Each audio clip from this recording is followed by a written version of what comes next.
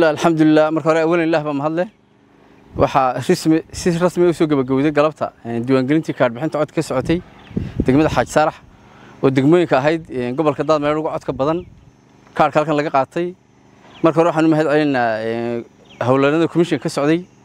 bilayska gudoomiyaha gobolka Daadmareer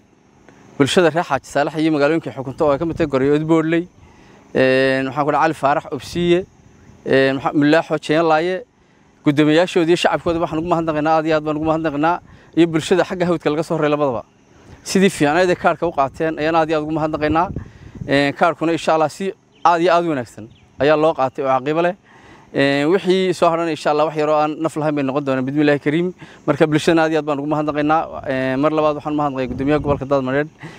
degmaduna waxay tahay waa degmooyinka marka la eego gobolka Daadmareer ugu codka badan ayay ka mid tahay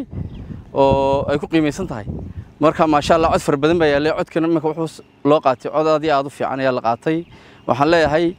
aad baan u mahadnaqaynaa madaxweynaha qaranka iyo komishineerka guud iyo shacabka reer Xaaj Saaraxba aad baan ugu mahadnaqaynaa. Assalaamu calaykum waraxmatullaahi wabarakaatuh.